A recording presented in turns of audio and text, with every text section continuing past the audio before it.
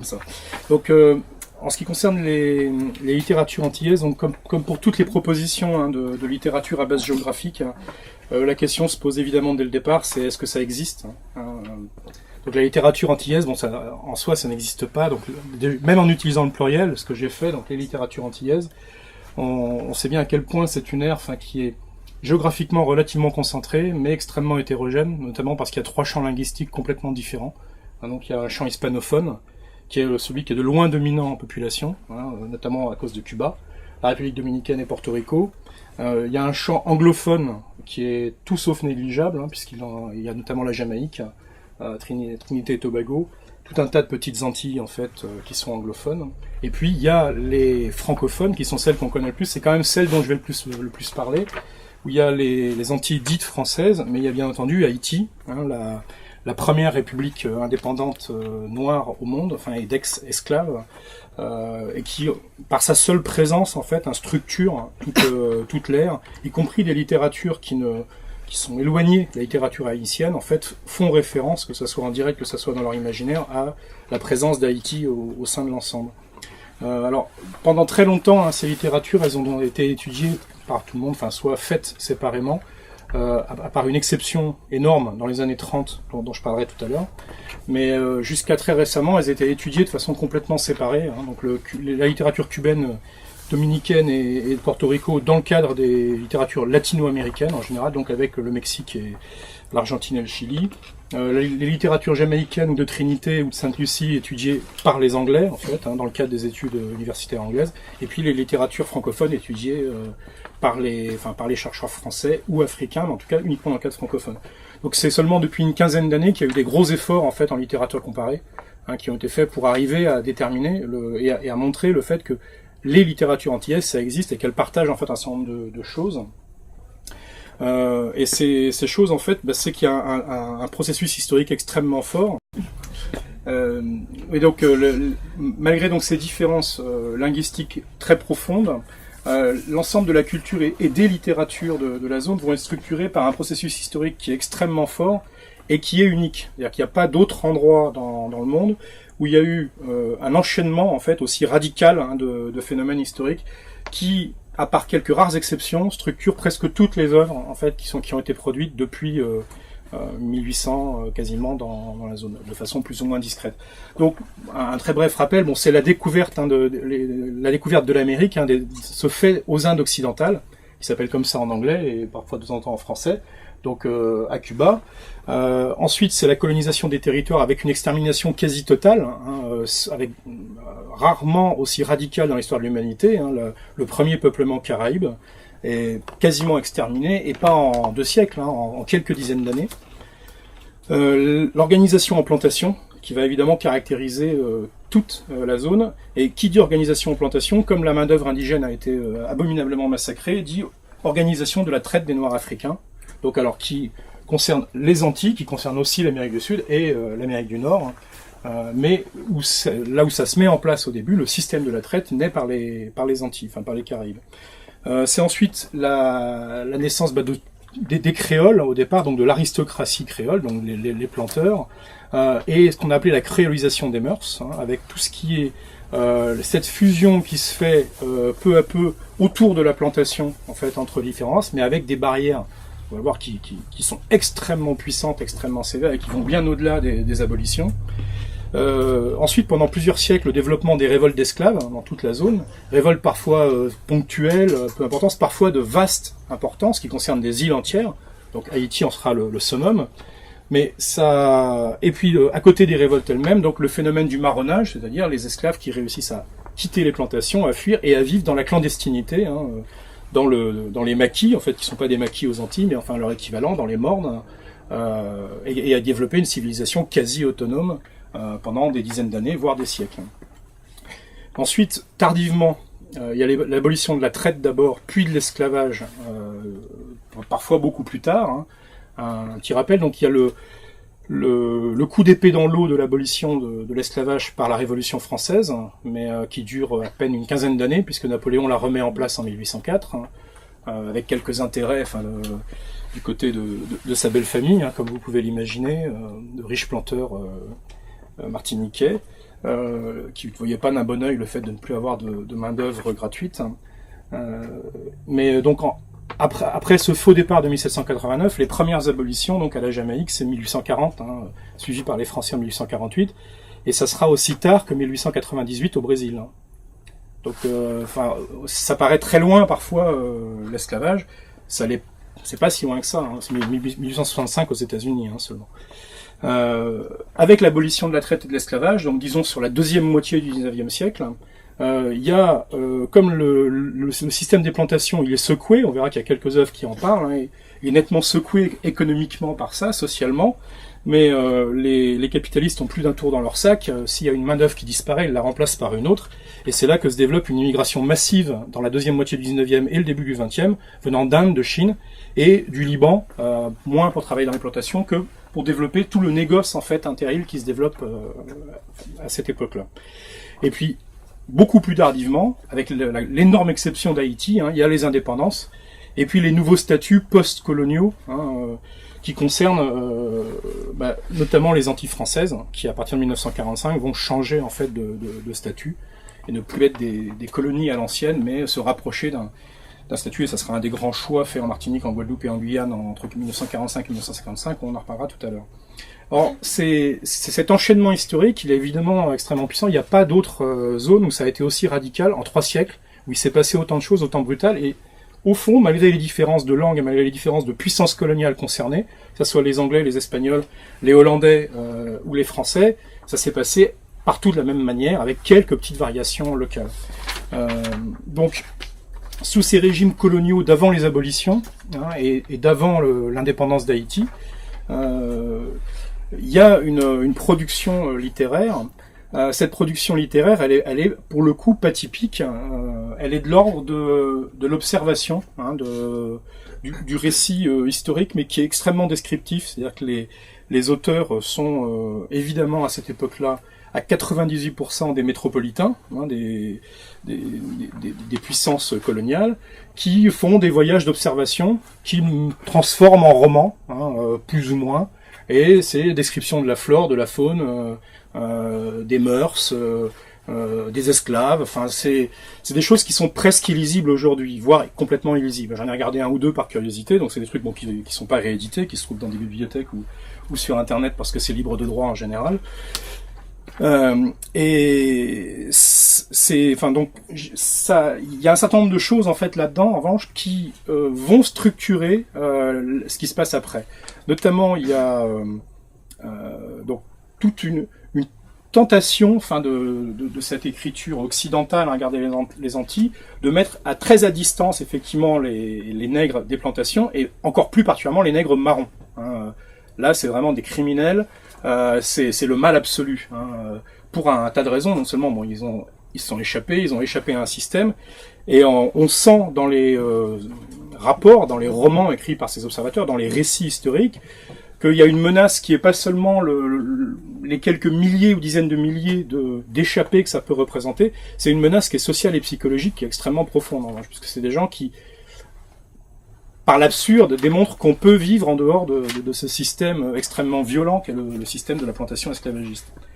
Un autre mythe qui se développe donc qui atteindra son sommet littérairement vers 1820-1825, c'est le mythe du flibustier, qui est alors là soutenu par tout un tas d'écrivains créoles notamment. Le flibustier n'est pas du tout le pirate absolument abject, cruel et immonde que l'on connaît par ailleurs. Le flibustier, c'est une espèce d'aristocrate au grand cœur, vraiment qui a une noblesse presque naturelle, qui fait certes, il tue, il viole, il pille un peu, mais tout ça, c'est parce qu'il aime la liberté au fond. Et il y a une production d'écrits sur ce thème du flibustier, donc qui culmine en 1827 avec un roman qui s'appelle très originalement Le Flibustier, et qui est un poème épique de près de 500 pages, qui tente d'établir, en rassemblant tout ce qui a été fait jusque-là, par un auteur illustre qui s'appelle Poirier Saint-Aurel. Voilà. Donc, mais qui est un des autres mythes fondateurs des Antilles, qu'on retrouve donc chez les francophones, comme chez les hispanophones, comme chez les anglophones. La plupart donc des romans qui sont produits dans cette période, disons entre 1770 et 1850, sont autour de cette description de la vie sous les tropiques. Donc à la fois c'est intéressant parce que c'est bourré d'observations concrètes, historiques, donc ça. Et puis c'est ce dont se nourrissent finalement tous les intellectuels qui sont en gestation pour la deuxième moitié du siècle, un peu partout. En même temps, c'est ce qui mène à cette espèce d'empilement de clichés que les écrivains plus tardifs, notamment les écrivains de la négritude, dénonceront comme dans l'ère francophone comme étant le doudouisme. C'est-à-dire les clichés, les foulards, les madras, et puis finalement les Antilles c'est ça, c'est effectivement du punch coco, et puis tout le monde chante, et puis c'est vachement sympa. Alors que dessous il y a une sauvagerie, économique et sociale qui est proprement monstrueuse, mais qui est totalement gommée évidemment dans toute cette description assez fleurie et gentillette des îles, quoi. Et donc à peu près à la même époque, donc les romans qui marquent ça probablement, c'est et qui eux ont une postérité, donc on peut trouver, même si c'est pas facile. Il y a de Ménard de Cueil, ça ne s'invente pas. Outre-mer en 1835, qui est le roman francophone. Donc c'est un roman de mœurs, c'est un tour de la plantation, et c'est un roman qui est écrit d'un point de vue, on dirait aujourd'hui extrêmement religieux, donc qui astucieusement décrit tout un tas de choses quand même, notamment sexuelles, à quart de mots, mais des choses assez sombres au niveau de la plantation, toute cette promiscuité, tous ces mélanges de races, vraiment c'est pas bien du tout. En plus les risques d'amours incestueuses que ça peut créer à plusieurs générations, parce que finalement on sait plus qui est le père de qui, tout ça, et en même temps qui est assez complaisant. Alors qu'un Cubain à la même époque, Cirilo Villaverde, lui fait, partant des mêmes choses et des mêmes faits, fait une description, lui, qui est exactement l'opposé, en disant non mais ces planteurs, qu'on les pende, il n'est pas encore trop tard, les Haïtiens sont pas allés assez loin, il faudrait éliminer les planteurs et revenir à un système à peu près décent, un peu partout. Et c'est de la même époque puisque c'est de 1839. Donc sachant que dans tous les cas, c'est avant les abolitions dans ce cas-là. Alors il y a la particularité dans cette période-là, c'est la présence d'Haïti, donc qui est vraiment alors paradoxalement, la personne qui en parle sans doute le mieux de cette période de l'histoire d'Haïti, c'est pas un Haïtien, c'est un Cubain et un Haïtien d'adoption en fait. Donc j'en parlerai un petit peu plus tard du Cubain, mais l'Haïtien d'adoption est un Américain, c'est Madison Smart Bell, qui a consacré une trilogie en fait à l'indépendance d'Haïti, plus une biographie romancée de Toussaint Louverture, et qui raconte dans le détail le caractère extraordinaire qu'a représenté l'indépendance d'Haïti. C'est quelque chose qui ne devait pas se produire normalement. Il a fallu une conjonction à la fois d'idées révolutionnaires en fait, donc d'une partie seulement des révolutionnaires bourgeois de 1789 en France. Une partie d'entre eux, les montagnards, dans la Constitution de 1794, sont allés en fait tellement loin, ont effectivement aboli l'esclavage dans toutes les colonies françaises. Et à Haïti, la taille de la population, parce que c'était une île qui est gigantesque, à l'époque c'est les deux, c'est grand, il y a une énorme population, il y a un rapport colon blanc et esclave noir qui est extrêmement disproportionné, encore beaucoup plus qu'ailleurs, qui est de l'ordre de 1 à 10 quasiment. Donc du coup, quand une révolte d'esclaves prend puissance et qu'elle est soutenue par un gouvernement métropolitain, comme c'est le cas pendant 3 ans seulement, et là, après, la machine arrière est extrêmement difficile. Partout ailleurs, c'est machine arrière. En Martinique, ça prend 1 an et demi, les colons font tirer sur la foule, et puis hop, tout le monde est au retour au travail dans les champs, puis ça suffit, c'est quoi cette histoire? En Guadeloupe, pareil. Haïti, impossible, c'est trop tard. Alors après, c'est des années de guerre civile, c'est Napoléon qui fait son double, son triple jeu et qui fait emprisonner Toussaint Louverture, donc après lui avoir donné des garanties et qu'il fait mourir dans le Jura en prison. Mais la République est indépendante et c'est du jamais vu en fait dans l'histoire. Donc évidemment, quels que soient les déboires ensuite politiques et sociaux de cette République qui se retrouve avec une liberté dont elle sait pas trop quoi faire parce qu'en manche elle a pas d'économie correspondant à ça et que remplacer ou faire vivre différemment le système des plantations, c'est pas gagné.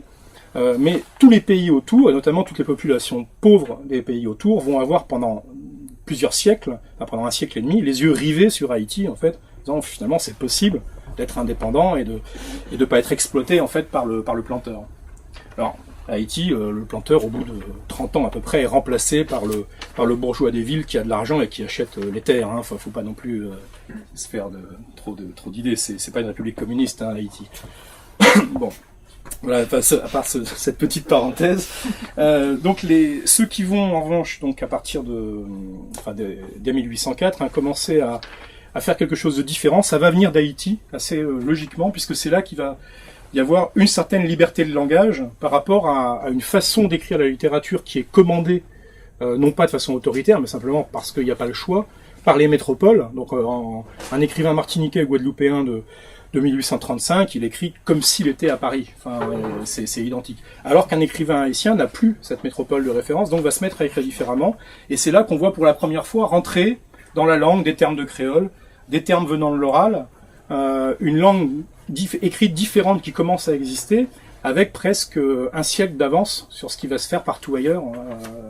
Donc de ce côté-là, il y a un vrai côté pionnier hein, chez les Haïtiens, donc avec des gens qui sont quand même non plus pas extrêmement connus aujourd'hui, notamment Ignace No hein, et son Isalina ou une scène créole de 1836, qui est peut-être le premier grand roman créole, quoi. Écrit en français, hein, mais avec plein de mots créoles dedans. Alors un des regards peut-être les plus forts en dehors donc de Smart Bell sur l'indépendance d'Haïti, sur cette société des années 1840, donc 1850, donc juste au moment des abolitions chez les anglophones, les premiers, et chez les Français juste après. Curieusement, c'est un roman de 1966 en fait de Jane Ois, qui est une dominicaine de la Dominique, pas de Saint-Domingue. Qui a écrit ça en 1966. Donc c'est une femme qui a une histoire personnelle assez compliquée. Elle était originaire de la Dominique. Et une partie des déboires qu'elle attribue à son héroïne de 1848 hein, dans La prisonnière des Sargasses, c'est aussi une façon de purger en fait ce qu'elle a vécu elle en tant que femme très indépendante, très très libre dans les années 60 en Angleterre. Enfin dans les années 50 plus exactement. Dans les années 60, ce sera peut-être un peu plus facile. Et donc, La prisonnière des Sargasses raconte en fait l'histoire d'une veuve, c'est en l'imaginaire, ouais. Et d'une veuve qui possède en fait une grande plantation et la maison qui va avec et tout en Jamaïque, et qui manque de chance en quelque sorte, donc qui est tout à fait dans le système esclavagiste, et qui perd en fait son mari à quelques semaines avant l'abolition. Donc elle se retrouve femme seule avec une gigantesque plantation et des esclaves qui viennent d'être libérés.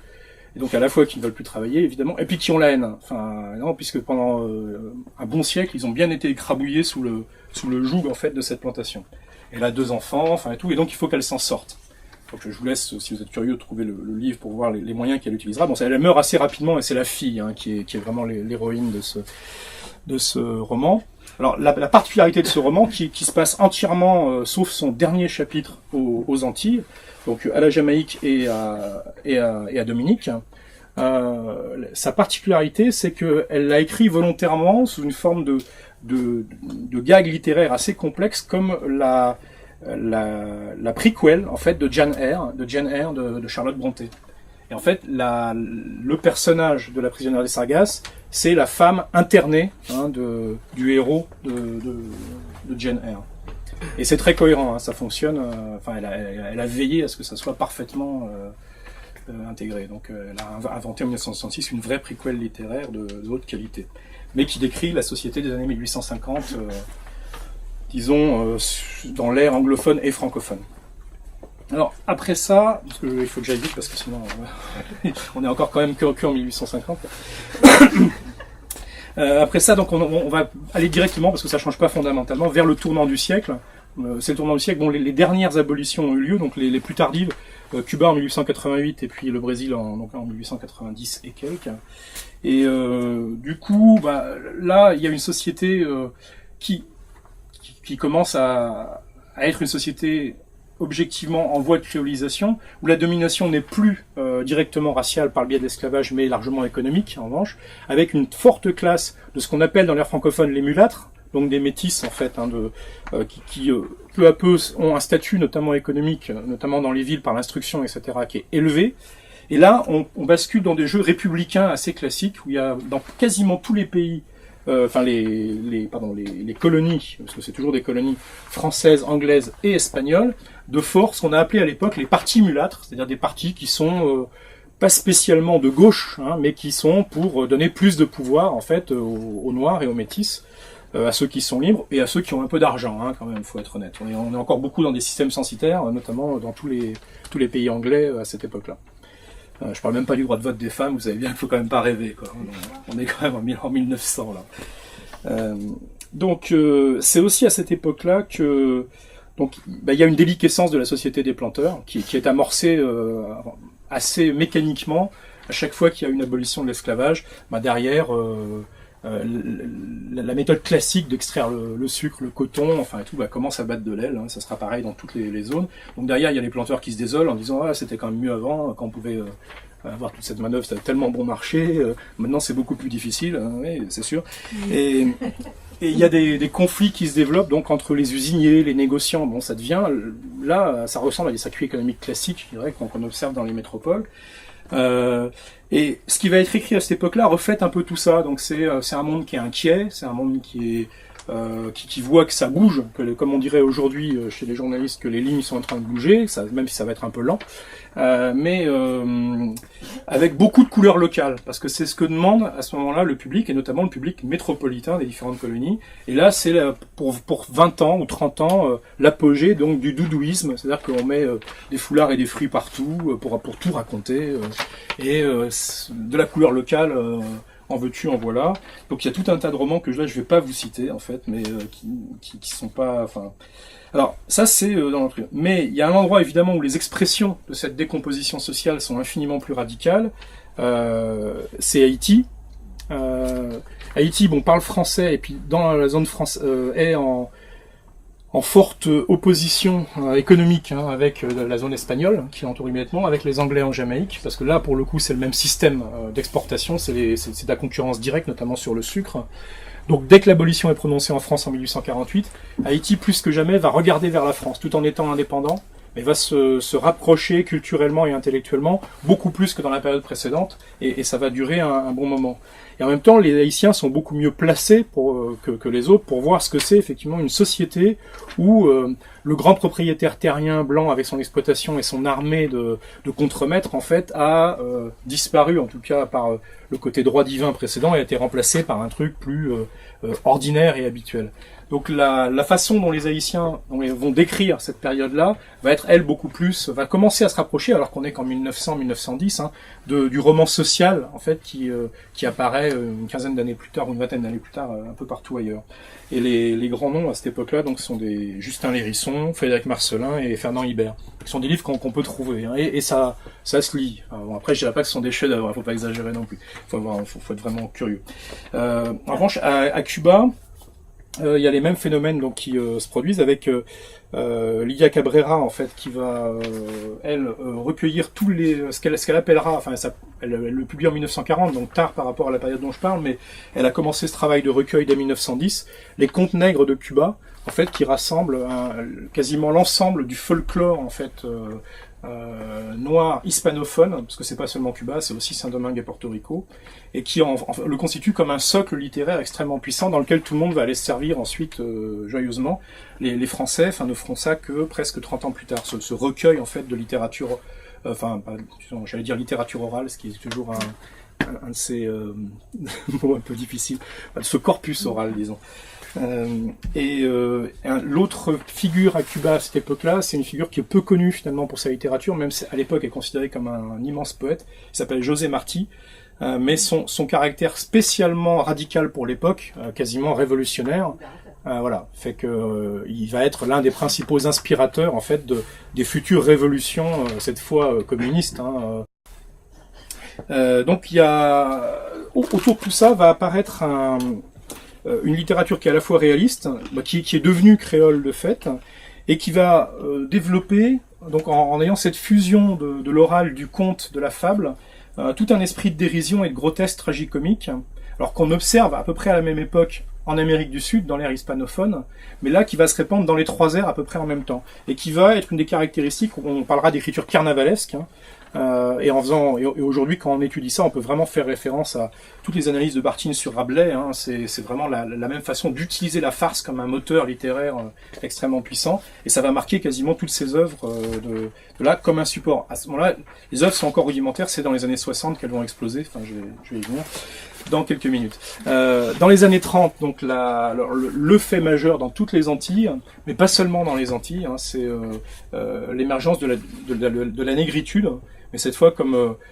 école, comme concept qui est littéraire évidemment, mais qui est politique, social, et qui va regrouper donc notamment autour de revues. Alors ces revues extrêmement puissantes dans la zone francophone, que ce soit aux Antilles, à Haïti, et dans la zone hispanophone, à Cuba. En revanche, très peu dans la zone anglophone, parce qu'en dehors de la Jamaïque, c'est vrai que ça manque beaucoup de taille critique dans les différentes colonies anglaises qui sont très petites, hein, en fait. Donc il y a du mal à avoir un milieu littéraire dans chacune d'entre elles, et les îles se parlent assez peu entre elles. Donc ça va être un phénomène qui va être surtout donc hispanophone et francophone, mais les anglophones vont être totalement associés par les Américains, hein, puisque la négritude va largement mettre à contribution des auteurs comme principalement Langston Hughes, donc un Américain de New York, hein, qui va être avec Léopold Sédar Senghor, Léon Gontran Damas en Guyane, dont on a parlé récemment à l'Assemblée, donc si vous avez suivi, puisqu'il y a un député un peu maladroit de droite qui a essayé d'attraper la ministre de la Justice, Christiane Taubira, sur Léon Gontran Damas, sur lequel dont elle est un peu une des grandes spécialistes en fait dans le monde, enfin au plan universitaire, donc c'était un peu risqué de sa part, et il s'est fait effectivement rattraper de volée de façon assez spectaculaire. Aimé Césaire, donc sur lequel je dirai un mot tout à l'heure, Jean-Price Mars à Haïti, qui est le chantre en fait de la négritude, Nicolas Guillen à Cuba et Claude McKay en Jamaïque. Alors la négritude, enfin je peux pas la décrire de façon sérieuse en quelques minutes, mais dans les grandes lignes, c'est la première fois qu'il y a une volonté, de dire l'ensemble justement des nègres d'origine dans le monde entier partagent un fait majeur qui les différencie fondamentalement des blancs culturellement et historiquement, que ça transcende leur langue, leur culture d'origine, et que ça doit s'affirmer comme un véritable moteur, alors au minimum social, voire politique, et en tout cas à la base, et d'emblée c'est par là que ça naît, hein, par le culturel. Alors avec cette formule extrêmement célèbre de Sédar Senghor, l'émotion est nègre comme la raison est hellène, dont avec le recul, et on en parlera parce qu'il y aura des réactions évidemment contre cette formule, parce que elle est extrêmement puissante, mais elle est plus qu'à double détente, quoi, hein. Elle comporte des risques absolument colossaux. Donc bien entendu, cette revendication d'une différence radicale se comprend et va permettre le développement d'une culture phénoménale en 30 ans, mais avec des retours de bâton potentiels, et ensuite donc des gens qui vont s'en détacher. Alors dans cette période-là, donc grâce et autour de la négritude, l'autre phénomène qu'on va observer, encore de façon beaucoup plus forte qu'en Afrique à la même époque, c'est la prégnance de la poésie, hein, qu'elle soit en vers libre ou en vers classique, dans la littérature. La part de la poésie est complètement disproportionnée aux Antilles depuis les années 30, sans comparaison avec la France ou l'Angleterre ou l'Espagne, et c'est vrai dans les trois aires linguistiques. Alors pourquoi je ne sais pas, j'ai pas de réponse directe. Une des pistes qui a été explorée est quand même que la nature assez radicale de ce qui est produit, notamment dans les années 30 et dans les années 50, en termes de revendications sous-jacentes ou d'affirmations sociopolitiques, fait que par rapport aux censures des puissances coloniales qui sont quand même puissantes, hein, et assez déterminées, c'est plus facile de le faire passer dans de la poésie que dans de la prose. Parce qu'un essai, on comprend vite ce qui est dedans, et même le censeur le plus crétin peut le faire interdire, alors que dans un poème, c'est quand même déjà beaucoup plus difficile, quoi, de voir toute la saveur séditieuse qu'il peut y avoir à l'intérieur.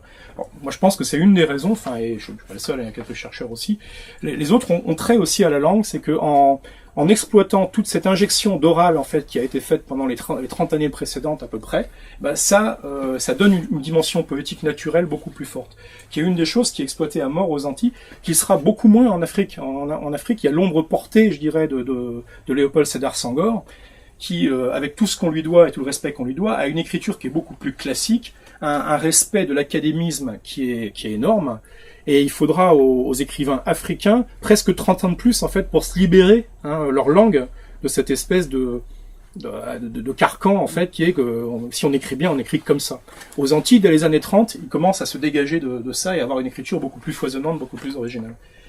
Donc les grands alors le roman historique qui est produit dans ces époques-là va suivre la négritude, et c'est dans les années 30 que la littérature des Antilles dans son ensemble bascule définitivement du côté en fait des noirs, des mulâtres, des métis, et plus des békés ou des créoles historiques qui étaient encore les producteurs 10 ans plus tôt. Eux, ils ont plus grand-chose à raconter en fait. De la façon dont ça s'est passé, ils sont plus dans le mouvement de ce qui se passe, de ce qui se fait. Les grands auteurs, les grands livres, et là presque tous là sont non seulement disponibles, mais c'est vraiment des grands livres. Il y a le Ainsi parle à l'oncle de Jean Prismars, donc qui est peut-être le premier roman de la négritude en 1929. Il y a Jacques Roumain, un autre haïtien, donc qui produit son premier gros roman La proie pour l'ombre en 1931, et qui en produit un autre quelques mois avant sa mort, qui s'appelle Gouverneur de la Rosée en 1944, dont je vous recommande fortement la lecture. J'en parlerai pas tout à l'heure, mais je vous assure que ceux d'entre vous qui ne l'ont pas lu, vous ne regretterez pas. C'est un texte qui est magnifique, c'est assez court. C'est l'histoire en fait du fils d'une famille de pauvres agriculteurs haïtiens dans l'entre-deux-guerres, qui a passé le début de sa jeunesse en fait comme ouvrier dans les plantations à Cuba, et qui revient en Haïti dans sa famille à un moment où il y a une monstrueuse sécheresse, donc c'est la dévastation totale. En plus, les populations du village sont divisées par une vendetta bien pire que tout ce qu'on peut imaginer en Corse. Tout le monde s'en veut à mort à cause de l'âne qui boitait, je ne sais quoi. Non, il y a quand même eu mort d'homme, c'est un peu plus grave que ça, mais c'est... Donc toutes les forces vives du village sont divisées, alors même qu'ils affrontent la plus grosse catastrophe naturelle de leur histoire, qui sont incroyablement oppressés par les usuriers, les fonctionnaires corrompus, tout ce que peut être Haïti sous l'occupation américaine. Il faut rappeler qu'Haïti a été occupé pendant 19 ans par les Américains pour défendre les compagnies sucrières entre 1915 et 1934. Je dis pour l'anecdote, mais c'est quand même pas tout à fait neutre. Et donc, Jacques Roumain met en scène la naissance d'une conscience en fait politique chez ces paysans haïtiens, mais d'une façon, ça pourrait être un essai, ça serait moche, on s'ennuierait comme c'est pas permis. Et en fait, il le fait avec un roman qui est superbement écrit, avec une tonalité légèrement mythologique, en fait, tellement les personnages sont forts. Et vraiment, c'est très beau, quoi. Et ça a été réédité récemment par Le Temps des Cerises, puisqu'il y a un superbe éditeur qui fait peu de romans, qui fait surtout des essais, mais qui mérite toute votre attention. Je suis pas sûr qu'on en ait ici, mais n'hésitez pas à en commander, sinon. Voilà, donc après, un autre qui est très connu de la même époque, c'est Le Compère Général Soleil de Jacques-Stéphane Alexis, qui est aussi en imaginaire, chez Gallimard. Il y a plusieurs livres de René Despetres et de Jean Métellus également, qui sont les grands haïtiens des années 30. Alors quand je dis des années 30, c'est parce que c'est là qu'ils commencent à écrire dans cette période de la négritude. Certains d'entre eux produisent jusqu'en 1960, jusqu'à l'arrivée de Duvalier. Et avec l'arrivée de Duvalier, ça change un peu les cartes. Et on va rentrer dans un autre truc dont je parlais tout à l'heure, qui est la littérature de l'exil, pour les Haïtiens, pour les Cubains principalement. Les autres, il n'y a pas eu trop de raisons dramatiques à part pendant la Deuxième Guerre mondiale. Dans certains cas, aux Antilles françaises. À la même époque, le roman qui marque ce courant-là, de l'affirmation de la négritude en Jamaïque, c'est un livre qui n'est pas traduit en français, qui s'appelle Banana Bottom, par Claude McKay, en 1933. Et puis aux Antilles françaises et en Guyane, c'est bien entendu, et ça j'en parlerai tout à l'heure, Le Cahier d'un retour au pays natal, d'Aimé Césaire en 1939, qui à la fois est de la poésie, mais vous verrez, c'est une poésie qui est d'une puissance et d'une forme d'écriture qui transcende ce qu'on a l'habitude, pour moi en tout cas, d'appeler de la poésie, quoi. C'est vraiment l'expression peut-être. Alors après il y a des questions de goût personnel, mais je trouve d'une façon infiniment plus forte que tout ce que Senghor a jamais écrit. Il y a la négritude avec la beauté, la rage, l'intelligence de la situation, et tout ça dans un poème, quoi. Et c'est assez magnifique. Il y a Léon Gontran-Damas, avec Pigment, son œuvre de 1937, qui est sa première grande œuvre, qui est la plus connue. Qui est un portrait à contrario, en fait. C'est le portrait du mulâtre bien élevé, bien dressé, qui doit absolument imiter le blanc, et qui a une façon, en fait, en creux, de montrer tout ce que, justement, il faut refuser désormais, quoi, de faire exactement ce que le maître blanc recommande de faire, alors même qu'il a plus le pouvoir ou le droit de l'exiger, quoi.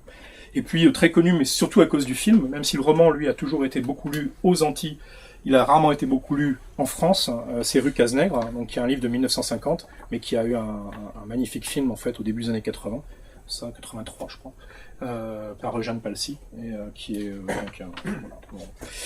Alors, comme je le disais tout à l'heure, la négritude va sécréter aussi ses propres limites d'une certaine façon, alors soit par une forme d'usure, ou d'insuffisance, soit aussi par des aspects de rejet et de déception. Alors notamment une auteure guadeloupéenne qui est très très connue, qui maintenant commence à être assez âgée, qui a produit énormément de romans, tous bons, voire très bons, qui est Maryse Condé, qui, elle, a testé, elle n'est pas la seule, mais elle en a parlé et formidablement bien, justement, c'est cette idée de la négritude mondiale, c'est-à-dire que finalement, un Antillais martiniquais ou guadeloupéen, dans cet imaginaire des années 30, c'est un devoir pour lui d'être plus proche d'un Sénégalais ou d'un Béninois que d'un Français blanc de Paris. Et en fait, Maryse Condé, pour avoir testé un peu tout ça, elle revient avec une vision assez dure, en fait, en disant non, en fait, les Antillais et les Africains, on n'a pas cette fusion naturelle, elle est un peu illusoire. Elle a vécu 10 ans en Afrique, et elle en revient, et elle a écrit 3 romans sur ça, enfin pas que sur ça, mais notamment sur ça, en disant c'est un peu une impasse, en fait, ça peut fonctionner, mais c'est des questions d'individus, il n'y a pas de fatalité de la race qui fait. La culture antillaise est vraiment différente de la culture africaine, il y a des choses évidemment qui sont partagées, mais il y en a qui ne sont pas du tout.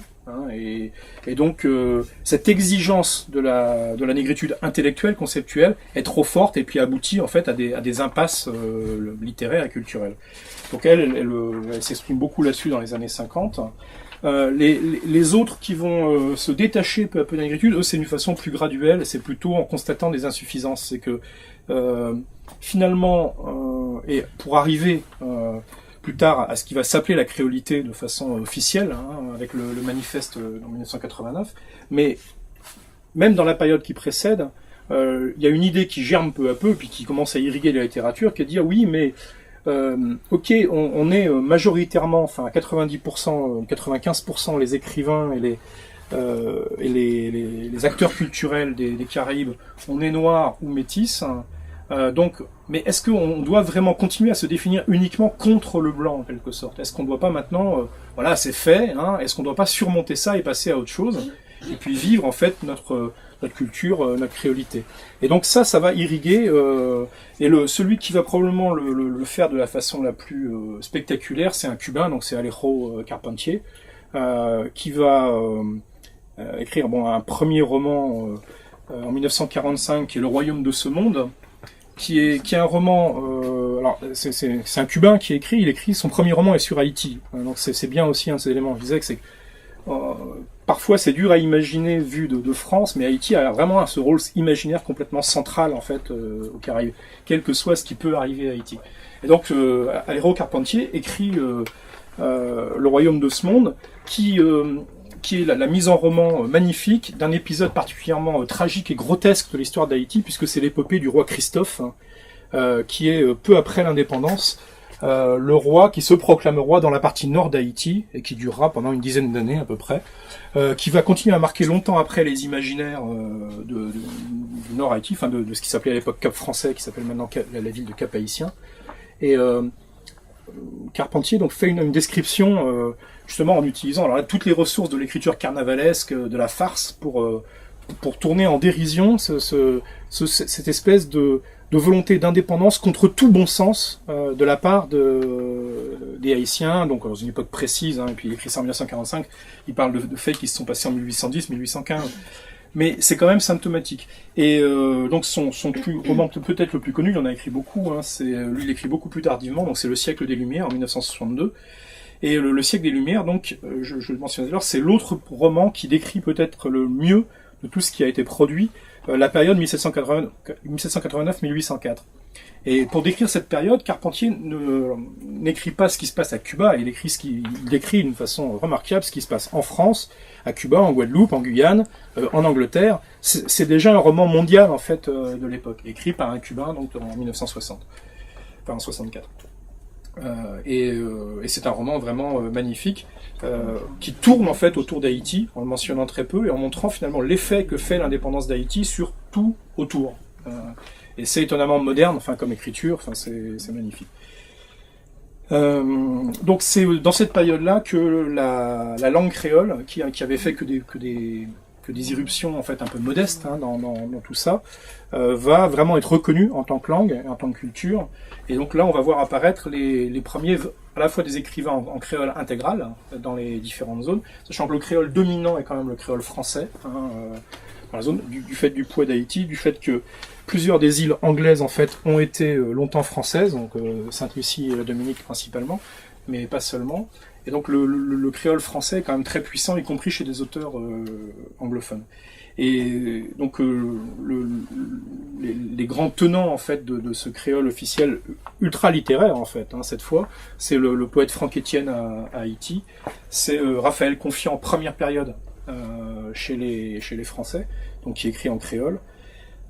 C'est André et Simone Schwarzbart qui n'écrivent pas en créole, mais qui maîtrisent parfaitement le créole tous les deux et qui peuvent utiliser en fait une large part de créole dans leur écriture française classique, de façon naturelle, en tout cas sans être obligé à trop d'acrobatie. C'est Maryse Condé, c'est Daniel Maximin. Et dans cette réappropriation de la langue, il y a aussi un phénomène qui pourrait être anecdotique, mais qui est quand même intéressant, c'est que c'est dans les années 60-70, donc peu après sa consécration par le prix Nobel, que Saint-Jean Perse, en fait, est accepté et revendiqué en quelque sorte par la communauté littéraire culturelle antillaise et caraïbe. C'est à partir de 1960-65 qu'il n'est plus un poète béquet, mais un poète antillais. Et c'est aussi un symptôme du fait que c'est pas une réconciliation, mais que cet aspect fusionnel de la culture est en train de se produire dans ces années-là. Mais ce qui est tard par rapport à la gestation, mais donc c'est dans les années 60. Et on va ensuite, c'est dans ce moment-là qu'on se rapproche du phénomène qu'on appelle, enfin chez certains chercheurs, la post-négritude en fait en Afrique, à peu près un peu plus tard, parce qu'il y a toujours ce petit décalage qui s'est fait, mais qu'on va trouver chez des auteurs comme Amadou Kourouma, comme Sonny Laboutansi, où il y a une réappropriation complète du langage. On dit nous on écrit comme ça, on peut utiliser tous nos éléments justement venant de l'oral, et ça irrigue la culture, mais c'est plus de la sous-culture, c'est la façon de produire en fait du sens et c'est dans cette période-là donc que ça se fait pour arriver donc avec ce manifeste de 1989, alors qui est épuisé pour l'instant, mais j'espère bien qu'il ne le restera pas. Voilà. Il est ici. L'éloge de la créolité, donc qui est écrit par un linguiste en fait, Jean Bernabé, et deux auteurs qui sont Patrick Chamoiseau et Raphaël Confiant. Alors qui sont déjà tous les deux célèbres, mais Raphaël Confiant n'a pas encore eu Patrick Chamoiseau n'a pas encore eu le prix Goncourt à cette époque-là, puisque c'est en 89, 3 ans avant, mais qui est une tentative de mettre en manifeste le genre du manifeste littéraire, qui est un genre un peu disparu malgré tout, mais ils font ça avec c'est un texte qui est magnifique, au-delà de l'aspect théorie littéraire qui est dedans, c'est une volonté de dire finalement la créolité, c'est cette fusion culturelle. Qu'est-ce que c'est, qu'est-ce qu'on peut mettre dedans, qu'est-ce qu'on peut pas y mettre, comment ça se définit par opposition, comment ça se définit en positif, et c'est vraiment un texte qui se lit très très bien. Je vais vous procurer l'occasion ou attendre qu'il soit réédité, ce qui tardera sûrement pas. Et dans la façon dont est défini ce creuset créole caraïbe, les trois auteurs, et ils seront rejoints par beaucoup d'autres dans cette période-là, ils étendent beaucoup le cercle. C'est-à-dire que pour eux, le sud des États-Unis présente les mêmes caractéristiques finalement culturelles, donc une bonne partie de la littérature produite, notamment en Louisiane, est justifiable de la créolité. La littérature de la Réunion et de l'île Maurice aussi, pour des raisons évidentes, puisqu'on retrouve les mêmes genres de caractéristiques. Une bonne partie de la littérature vénézuélienne, pareil. À chaque fois qu'on retrouve population indigène anéantie, immigration massive, esclavage, plantation, abolition, importation massive de Chinois et d'Indiens. À chaque fois qu'on a ça, on va retrouver finalement des cultures assez proches, alors qui ont leurs variations locales, mais qui sont justifiables d'un côté vraiment fusionnel, parce qu'on est sur un matelas, un nombre d'épaisseurs de couches culturelles où ça a été très violent, c'est très très dur, ça peut le rester, mais quand tout ça commence à fusionner et à se capillariser, en fait, ça atteint une richesse que peu d'aires culturelles sont capables de produire ailleurs. Et je pense que c'est assez vrai, c'est pour ça que c'est une littérature particulièrement intéressante. Alors, les Haïtiens, par rapport à ça, sont un peu les électrons libres de la créolité. C'est les seuls qui participent pas, franchement, mais parce que ils sont moins concernés que les autres. Ils sont indépendants depuis beaucoup plus longtemps que tous les autres. Ils ont une population qui est la moins créole en fait, puisque la population d'Haïti est à 99% noire, et c'est beaucoup plus que n'importe qui dans l'air. La seule autre exception, pour des raisons qui n'ont rien à voir, c'est Trinité et Tobago, où il y a 85% d'Indiens.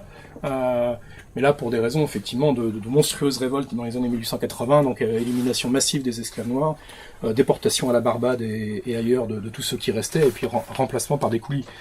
Mais c'est les deux seuls pays qui sont aussi marqués en termes ratios. Les autres sont effectivement plus Creuset et melting pot. Donc les Haïtiens sont un peu à l'écart de la créolité, mais ça les empêche pas évidemment de réagir par rapport à ça. Donc notamment les trois auteurs dont j'en détaillerai un tout à l'heure, qui sont Gary Victor, Lionel Trouillot et Dany Laferrière. Et finalement, eux, ils sont plus intéressés d'une certaine façon à rendre compte, parce qu'il y a eu le duvalierisme et puis ses suites, et que c'est finalement plus structurant pour Haïti actuellement que la créolité. Donc il y a plus une volonté de rendre compte de la folie haïtienne, ce qu'ils appellent eux-mêmes la folie haïtienne, qui transparaît magnifiquement aussi dans une anthologie récemment parue chez Asphalt, qui s'appelle Haïti Noir, qui est une succession de nouvelles, mais qui est très contemporaine, puisque c'est des nouvelles qui prennent place dans un Haïti, disons, de ces 7-8 dernières années. Mais c'est magnifique. Mais ça, c'est bien ce sur quoi travaillent le plus les Haïtiens aujourd'hui, parce qu'ils ont des particularités. On va y venir aussi pour les Cubains, qui, pour des raisons pas identiques, mais où il y a une proximité, on va retrouver. La seule écriture aujourd'hui où on va trouver des romans qui ressemblent un peu au type de romans que produisent les Haïtiens, c'est les Jamaïcains, pour des raisons finalement pas complètement différentes. C'est que la vie à Kingston, enfin avec le taux de criminalité, le taux de violence en fait que peut atteindre la Jamaïque, la rapproche plus de Port-au-Prince que de Port-of-Spain à Trinité, où on a l'impression d'être à Londres, quoi. Enfin, je caricature, mais à peine. Donc Andrew Salkey notamment, qui a écrit A Quality of Violence, qui est un grand écrivain jamaïcain. On a l'impression de lire un écrivain haïtien, sauf que c'est en anglais, puisque c'est pas traduit. Et puis il y a donc la littérature de l'exil, donc les Haïtiens qui se sont exilés, alors sous Duvalier, mais pas seulement, puisqu'il y a une longue tradition d'exil en Haïti, puisqu'il y a souvent eu des régimes assez autoritaires, comme en République dominicaine, et comme bien sûr à Cuba, où il y a toute une littérature cubaine d'exilés qui ont fui le castrisme, et je parlerai de l'un d'entre eux tout à l'heure. Et puis il y a enfin un grand auteur, il n'est pas le seul, mais il est emblématique, qui est dans le rejet complet, lui, par rapport à la créolité. Qui dit, la créolité, ça n'existe pas, ou alors si ça existe, ça n'a juste aucune importance. Et c'est pourtant un très grand écrivain, c'est Naipaul, un écrivain donc de Trinité et Tobago, qui lui se définit purement et simplement comme un écrivain anglais, et puis voilà, c'est tout. Il se trouve que je suis d'origine indienne, il se trouve que je vis et que j'écris à Port-of-Spain, mais tout ça n'a aucune importance. Alors bon, est-ce que c'est crédible ou pas? Je connais pas assez, moi, l'écriture de Naipaul pour pouvoir juger. Je pense que c'est à la fois sa volonté, c'est quelque chose qui se défend, mais c'est aussi, il y a aussi une part de posture, de dire, enfin, écoutez, vous me faites chier avec votre créolité, quoi, enfin, on s'en fout. Et bon, je pense que donc voilà, donc ce manifeste mondialiste, et puis j'arrive au fait qu'on est aujourd'hui donc à peine, un peu plus de 20 ans après donc le manifeste, l'éloge de la créolité, et que on est en fait dans le déploiement en fait de cette écriture, qui a donc un certain nombre de romans vraiment extraordinaires qui ont été produits dans ce cadre, que cette mondialisation intellectuelle de la créolité se produit avec des hauts et des bas, mais qu'il y a beaucoup d'écrivains américains notamment donc qui regardent de plus en plus les Caraïbes, et curieusement pas seulement les Caraïbes anglophones, pas seulement donc la Jamaïque, mais les Caraïbes francophones. Les liens entre Haïti et l'Amérique du Nord et je parle des liens culturels, pas des liens économiques, se sont beaucoup resserrés, mais y compris les liens avec les Antilles françaises, avec les départements d'outre-mer français ou avec la Guyane. Dans cet aspect vraiment d'être tiré par la culture et par l'écriture. Voilà, j'ai été un peu plus long que prévu, je suis désolé. Je vous propose une brève pause avant de passer à des romans où j'essaierai d'aller encore plus vite.